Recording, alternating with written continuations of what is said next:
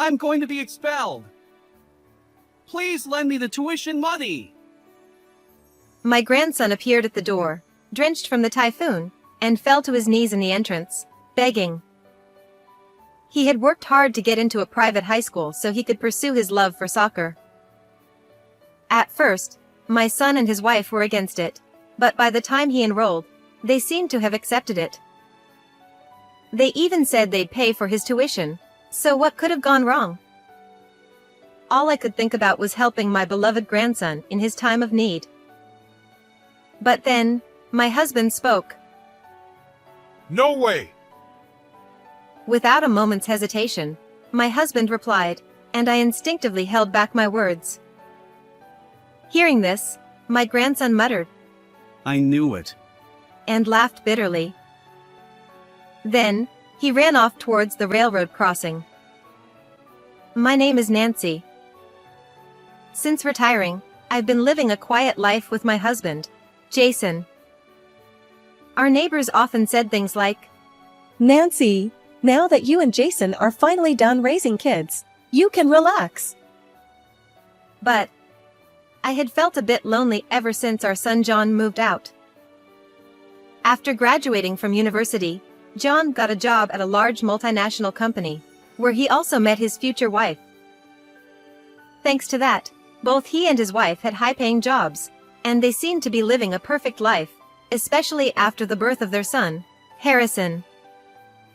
So even though we felt lonely, I thought it was best not to interfere with their lives. My grandson joined the local youth soccer team when he was in elementary school and practiced diligently. Thanks to his efforts, he was able to get accepted into his first-choice high school on a soccer scholarship. Seeing how happy Harrison was made us all feel joyful, but the problem was that the school was private. My son said, Private high schools are too expensive.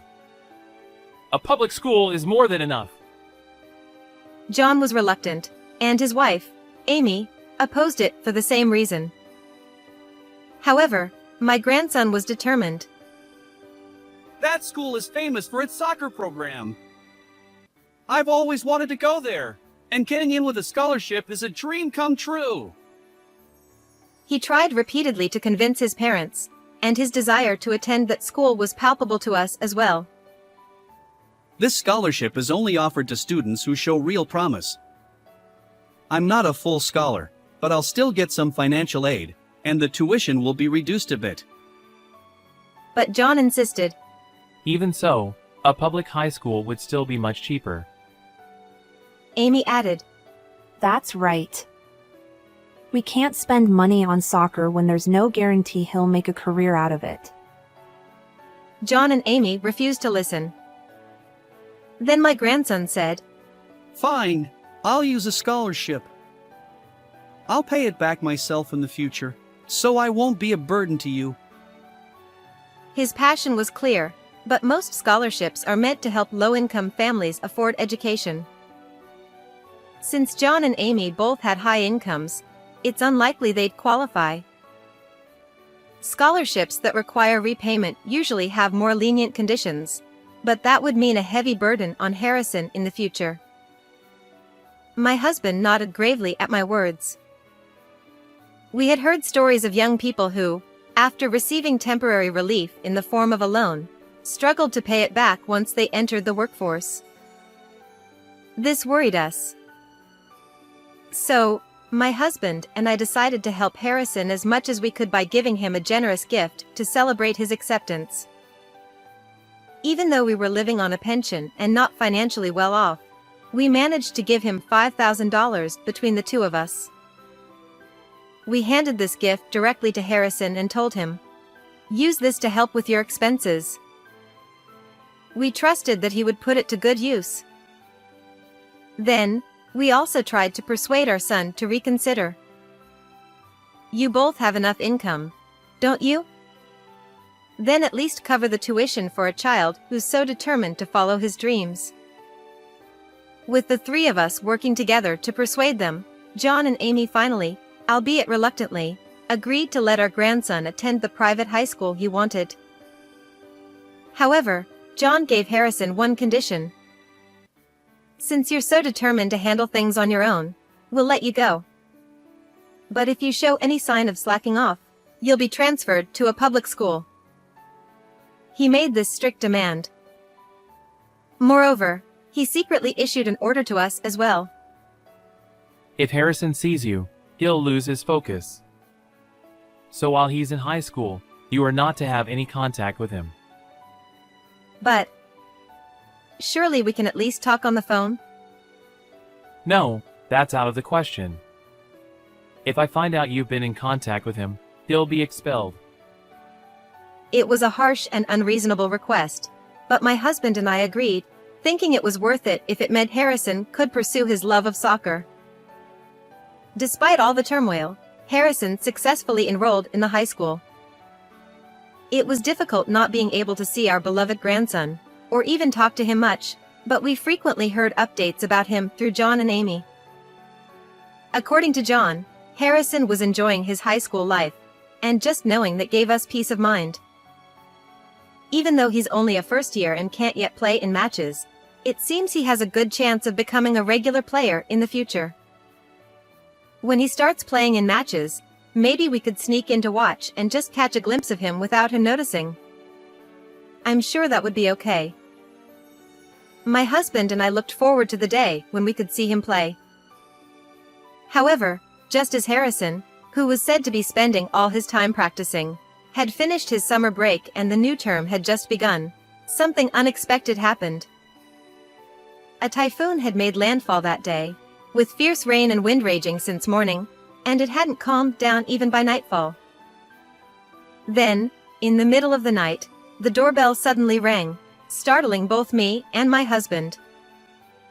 When we cautiously opened the front door, we were shocked to find our grandson, completely drenched, standing there. We hurriedly brought him inside, but we never expected Harrison to come to our house, especially since we were forbidden from contacting him until he graduated. The fact that he showed up in such terrible weather made no sense, and seeing him soaked to the bone left me in a state of panic. First, let's get you inside. No, I should get a towel first. Oh, but I need to run a bath too. My thoughts were spinning, and I couldn't seem to find the right words. Before I could say anything, Harrison suddenly fell to his knees and bowed deeply.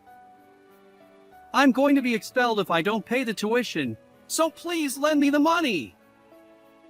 Ever since Harrison showed up at our door, I had been in a constant state of shock. I couldn't help but remember how John and Amy had initially opposed his attending a private high school because of the cost. I'm sure they agreed to pay the tuition in the end, even if it was conditional. What on earth is going on? Could they have broken their promise? They both have good incomes, so no matter how expensive it is, it shouldn't be that much of a burden. It would be heartbreaking to make him give up after he worked so hard to get into that school. Just as I was about to offer to cover the costs ourselves, my husband spoke up. No! He answered so quickly that I missed my chance to speak. I knew it. Harrison muttered under his breath, then suddenly burst into laughter. It wasn't a happy laugh, it was dry, almost despairing, which sent a shiver down my spine. I wanted to say something, but his strange behavior left me speechless. Before I could find the right words, Harrison abruptly stood up and dashed out into the storm. Wait, hold on. The rain and wind are terrible out there. I shouted as my grandson ran off into the storm without hesitation.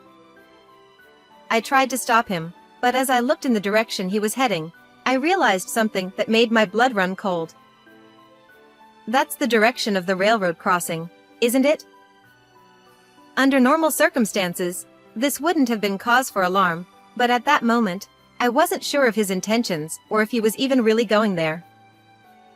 However, Harrison's behavior was clearly unusual, and I couldn't shake the feeling that something terrible might happen. My husband must have been thinking the same thing because he rushed out after Harrison with a look of panic on his face, and I quickly followed. Harrison was an athlete who got into high school on a sports scholarship, a physically fit young man. Under normal conditions, no matter how hard we tried, there was no way we could have caught up to him. But fortunately, or perhaps unfortunately, the heavy rain and wind obscured his vision and slowed him down. Thanks to this, my husband and I, who knew the area well, managed to catch up to him before he could reach the crossing. Leave me alone already! Harrison shouted. Listen to us. We never said we wouldn't help you at all, I replied, trying to calm him down.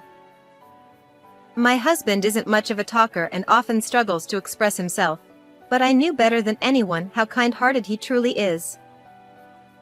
So I was certain that he had a reason for refusing Harrison earlier. We may not be as wealthy as John and Amy, but we'll do everything we can to help you, I assured him. Talk is cheap! What you said earlier, that was your real feeling, wasn't it? Harrison still didn't trust us. I usually stepped in to speak for my husband when necessary, but I regretted being too shocked to respond earlier. All adults are just greedy. You probably still think of me as a kid and are going to abandon me, He accused, his tone harsh and accusing. His words troubled me, but given the situation, there was no time to dwell on it. Let's get out of this storm before you catch a cold. We don't know what could come flying at us in this weather, and I don't want you getting hurt. Let's go back home, I suggested, trying to keep things calm. After a moment, Harrison finally agreed and followed us back without further resistance. Once inside the house, after warming up and changing out of his wet clothes, Harrison seemed to regain some composure. When we spoke again, he was much calmer and more willing to talk. He explained that he hadn't been running toward the railroad crossing after all. He had intended to go to the train station but had mistakenly gone the wrong way due to the poor visibility. I felt betrayed when Grandpa turned me down. Harrison confessed with a wry smile. I just didn't want to stay here anymore, so I started heading home. But then I realized it wouldn't make any sense to go to the station. At that moment, my husband and I suddenly realized that the trains weren't even running because of the typhoon. It hit us how overly panicked we'd been, and we couldn't help but laugh at ourselves. Still, knowing that Harrison hadn't been planning anything drastic was a huge relief. Wait, nothing's been resolved yet, I reminded myself, gathering my thoughts. It was time to talk about the tuition fees that Harrison had initially asked for. My husband explained that his refusal earlier wasn't because he didn't want to help, but because he wasn't comfortable with the idea of simply lending money for tuition. It's the parents' responsibility to cover their child's education, and with the income John and Amy had, it didn't make sense for them to be unable to pay. My husband wanted to talk to them again before deciding, but he assured Harrison that if John and Amy still refused, we would step in and pay the tuition ourselves. Hearing this, Harrison finally relaxed completely, and he said with a relieved smile, I'm glad. I was worried you two had changed. His earlier strange remarks made more sense now, and I asked him to explain further. What he revealed was shocking but not entirely unexpected. It became clear that the reason he had come to us so desperately, even on a day as dangerous as this one, was because of John and Amy. Once we understood the full situation, my husband and I resolved that we couldn't forgive them for what they had done. We immediately began making the necessary calls and preparing for what was to come. John and Amy showed up 3 days later. The effects of the typhoon had completely faded, but the storm they brought with them was just beginning. They barged into our home without any notice, and Amy immediately started berating me without so much as a greeting. Nancy! Harrison is here with you, isn't he? What were you thinking? Taking him in without our permission? Oh, hello to you too. And you're complaining after leaving your child alone to go on a trip? What? How did you know that? This was something I'd learned from Harrison. On the day of the typhoon, John and Amy had gone on a hot spring vacation, leaving Harrison alone at home. Of course, by high school, many kids prefer hanging out with friends over family trips, or in Harrison's case, being too busy with sports to go anywhere. But the fact that they didn't even ask for his opinion beforehand, and then, right before they left, Amy just said, "We're going to the hot springs, so take care of the house." After talking with us, Harrison left them a note and came to stay at our house. John and Amy, returning from their trip, must have seen the note and rushed over here in a panic. What happened to the agreement we made? John's angry outburst referred to the condition he had set, that we shouldn't contact Harrison under any circumstances. Well, since you broke that agreement, we're not paying his tuition anymore. What are you talking about? You never paid it to begin with. I was astonished at their audacity, turning the blame on us when they hadn't kept their side of the deal in the first place. It was clear that the condition they had set was just a way to silence us, so that Harrison wouldn't say anything. Unfortunately for them, we already knew everything. Let me guess, you didn't come here to bring back your son, but to reclaim your meal ticket, right? As I glared at them, my husband's piercing gaze followed, and I could see the unease in their eyes. Parents who failed to fulfill their responsibilities and instead exploited their own children had plenty of reasons to be nervous. Before Harrison's enrollment, they had assured us they would cover his tuition, but it was all a lie, something they didn't bother hiding from him. Harrison, therefore, proceeded with the scholarship application as originally planned, intending to pay his tuition that way. However, the monthly payments he was supposed to receive were being siphoned off by John and Amy. Harrison had been left confused, not knowing who was taking the money.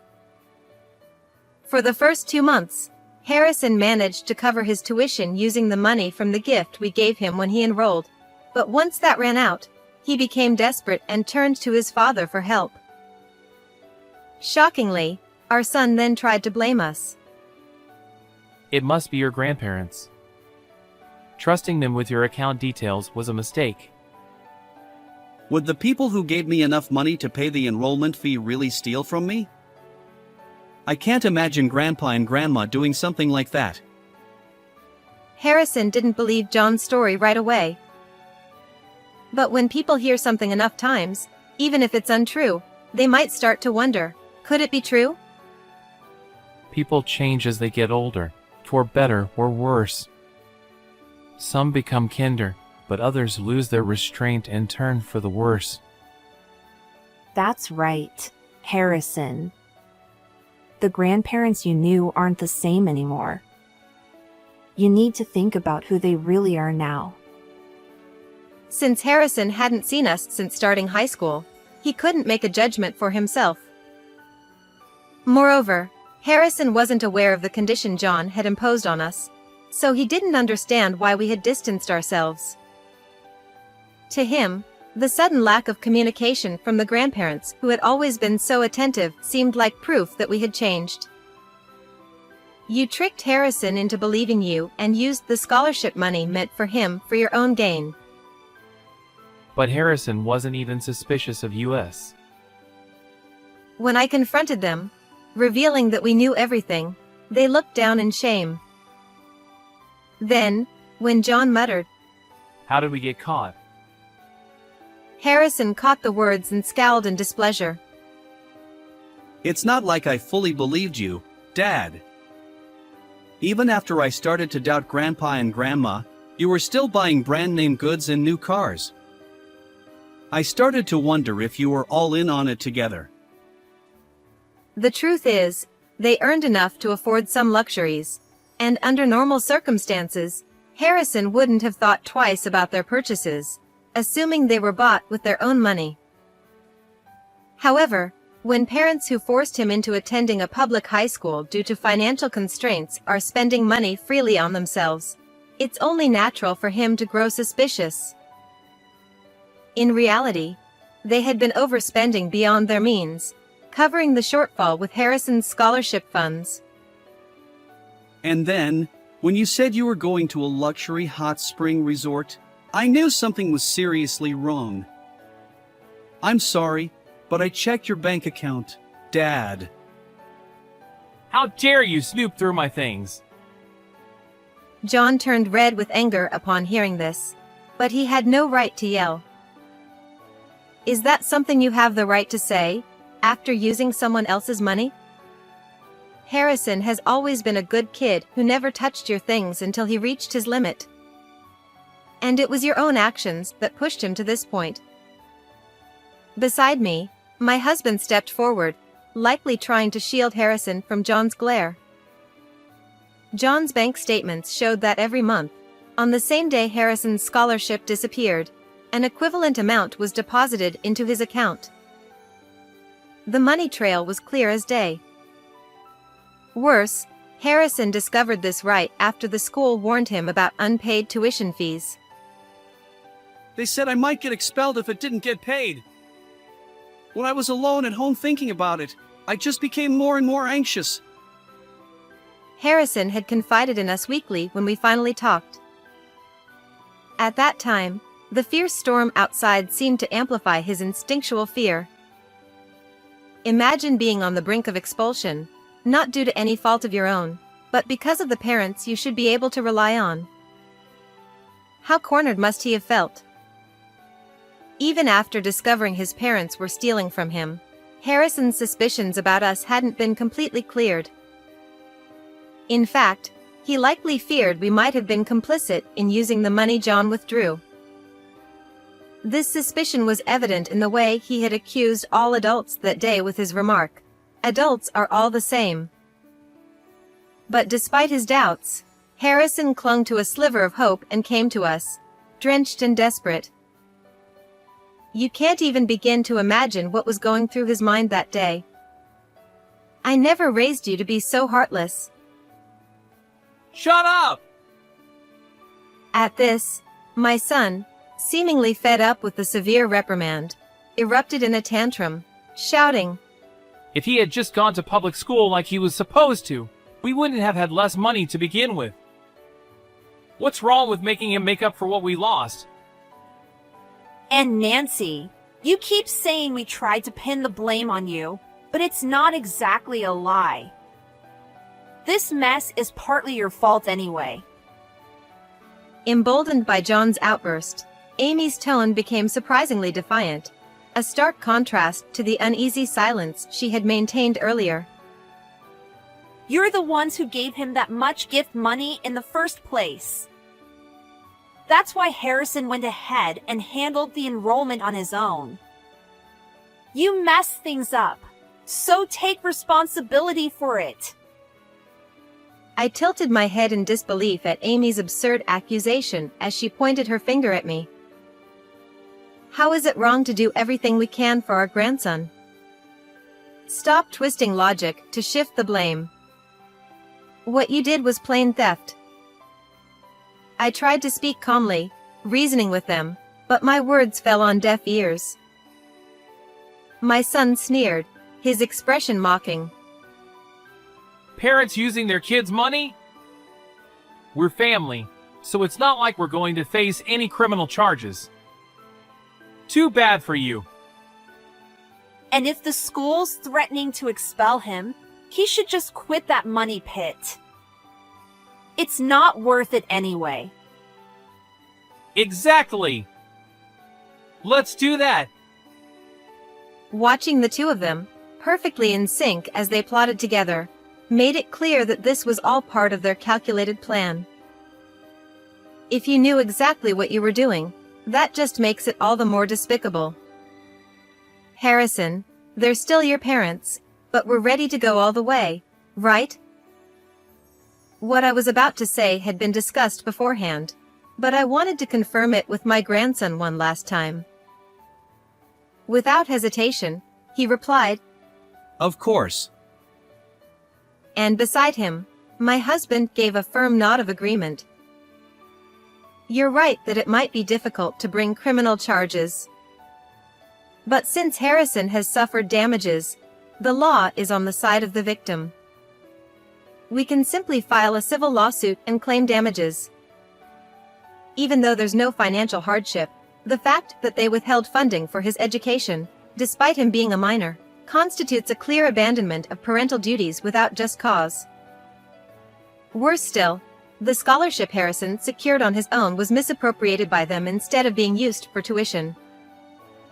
No matter how much John and Amy try to justify their actions, a third party would undoubtedly find them at fault. If Harrison, the victim, decides to sue, he could reclaim what was stolen from him. And of course, Harrison had already resolved to take his parents to court if necessary. The only ones unprepared for this were John and Amy. Wait a minute! A lawsuit? Isn't that a bit extreme? We're family. Can't we just resolve this more peacefully? Even in a civil case, legal fees for attorneys can add up, and it's no wonder they were against the idea, considering they only wanted to spend their income on luxuries. Moreover, if word of this lawsuit got out at work, it could ruin their professional reputations in no time. Please, don't do this! As parents, your father and I want to teach our son to take responsibility for his actions. And Harrison wants to continue attending his current school. So, what do you think you need to do? Amy remained silent, her lips pressed into a thin line, but John, though scowling, muttered, You want us to pay the money back. Correct. Well done. If you repay it, there's no need to escalate this further. Although, we've already found a lawyer, so the choice is yours. The truth is, even if they don't repay the money, there's no risk of Harrison being expelled. As soon as the typhoon passed, I contacted the school and resolved the issue. The mention of expulsion wasn't an immediate threat, but rather a potential outcome if the fees remained unpaid. The school had misunderstood the situation, assuming that despite being financially well off, we were trying to dodge the tuition fees. This led to them issuing a severe warning, which made Harrison feel like he was on the verge of being expelled. However, once I explained the situation to the school, they quickly understood. They agreed to hold off on any action until the matter with John and Amy was settled. Even in the worst-case scenario where we couldn't get them to pay, Harrison still had us to rely on. My husband and I were prepared to cut back on our own living expenses to support him. Of course, we had no intention of sharing this with John and Amy. After all, everything we did was for Harrison, and we had already decided not to forgive the two who caused all this trouble, no matter what they said. You'd better return the money that rightfully belongs to Harrison, and start paying his tuition. Otherwise, we'll be taking this to court, I firmly declared, locking eyes with the now uneasy couple. In the end, they paid back every penny they had embezzled and covered the tuition fees, even if it meant taking out loans. It seemed they were desperate to avoid a lawsuit. However, as the saying goes, news travels fast. Somehow, word got out about Harrison nearly getting expelled over unpaid tuition and about John and Amy taking on debt. Their company pays them well, so naturally, people started wondering how they could be in such financial trouble. While it hasn't been revealed that they spent Harrison's scholarship, rumors began circulating about their extravagant spending habits and speculation about what shady things they might have been spending on. Despite the rumors, they can't afford to leave their high-paying jobs, so they continue working there, albeit with a growing sense of unease. Since then, Harrison has said, I don't feel safe living with parents I can't trust. and has been commuting to school from our house. He's still deeply involved in soccer, and although the training is tough, he seems full of life. Seeing him so vibrant, my husband and I are determined to protect and support him. How did you like this story? Don't forget to subscribe to our channel. We'll see you in the next video.